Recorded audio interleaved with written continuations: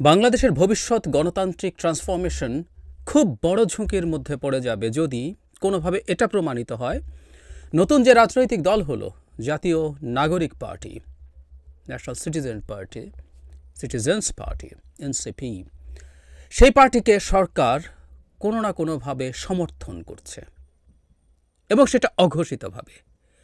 এর মধ্যে এই দলটাকে নানা রকম কারণে সো কল্ড কিংস পার্টি হিসাবে ট্যাগ করার এক ধরনের টেন্ডেন্সি আছে এবং সেটার ভ্যালিড গ্রাউন্ডস আছে, সেটা নিয়ে আমিও বহুবার কথা বলেছি, পারসেপশন আছে।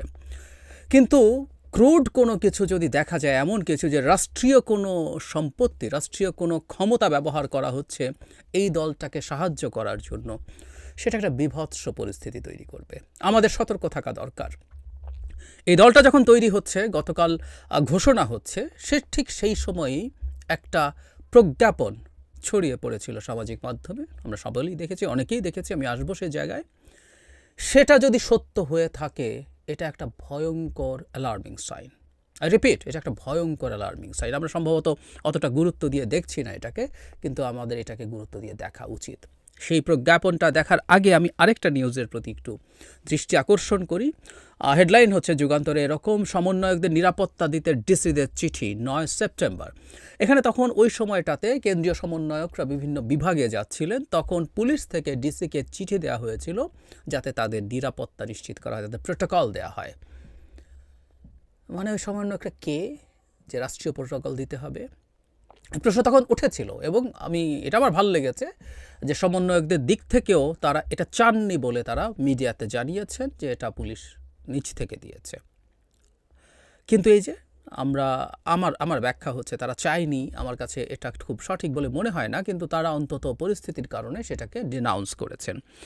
এবার আমাদের সামনে যে জিনিসটা আসলো সেটা হচ্ছে পিরোজপুরের জেলা প্রশাসক 5টা বাস চালকসহ রিকুইজ করার জন্য আদেশ দিচ্ছেন, যেই 5টা বাসে করে জাতীয় নাগরিক কমিটির সদস্যরা, লোকজন ঢাকায় যাবেন এবং সেখানে কার সাথে যোগাযোগ করতে হবে, মোহাম্মদ মুসাব্বির মাহমুদ সানি, প্রতিনিধি জাতীয় নাগরিক কমিটি, নিকে তার দখল বুঝিয়ে দিতে হবে। আমরা জানি পুলিশের এই সক্ষমতা আছে রাষ্ট্রীয় বা প্রশাসনিক অতি জরুরি কোনো কাজে ব্যক্তিগত সম্পত্তির একটা সময়ের জন্য দায়িত্ব নিয়ে নেওয়া, দখল নিয়ে নেওয়া, রিকুইজ করা বলি আমরা, রিকুইজ করা, সেটা তারা করতে পারেন এবং সেই আইনের বলে তারা এই কাজটা করতে নির্দেশ দিচ্ছেন। এটা কোনোভাবেই রাষ্ট্রীয় প্রয়োজনীয় বা জরুরি কোনো কাজ না, তার চাইতে জরুরি কথা।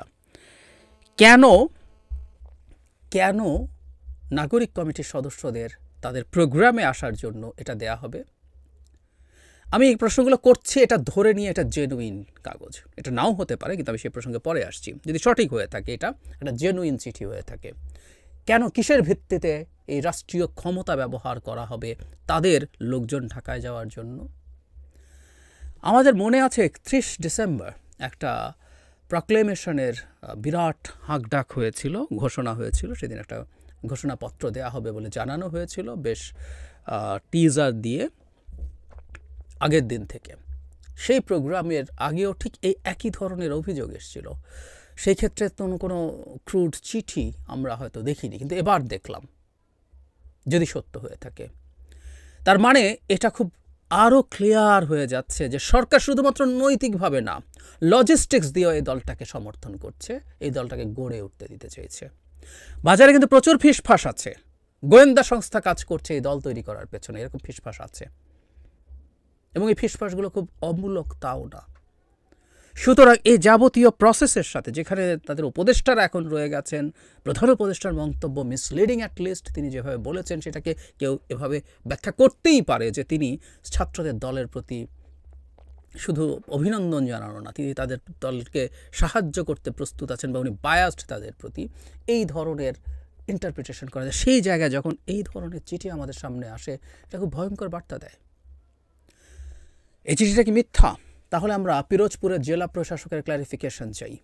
তিনি মিডিয়ার সামনে এসে বলুক তার একটা ফেক চিঠি দেয়া হয়েছে, এটা ফেক, এবং নাগরিক কমিটির যিনি আছেন তাকেও এই কথাগুলো প্রকাশ্যে এসে বলতে হবে। এতগুলো ঘন্টা পেরিয়ে গেল, কেউ তো কিছু বললেন না। আর যদি দিয়ে থাকেন দিয়ে থেকেছেন, এটাই মনে হয়, কারণ এতক্ষণেও কোনো রকম কোনো রিজয়েন্ডার নেই, তারা এইসব জানাননি।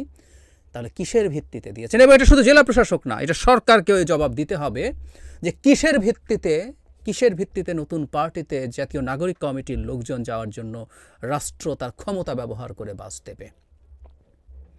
বহুবার বলেছে বাংলাদেশ, শেখ হাসিনা, এই যে প্রায় তারা নতুন বন্দোবস্তের কথা বলেন, আমরা চাই, আমরা নিজেরাও চাই। তাদের সাথে পার্থক্য আমার একটা জায়গা আছে, তারা মনে করেন র্যাডিক্যালি সব এটা সেটা সংবিধান একটা লিখে ফেলবো, কিছু আইন পরিবর্তন করে ফেলবো, একটা সেকেন্ড রিপাবলিক করে ফেলবো, সব কিছু সুন্দর হয়ে যাবে। Sorry, I don't by this argument.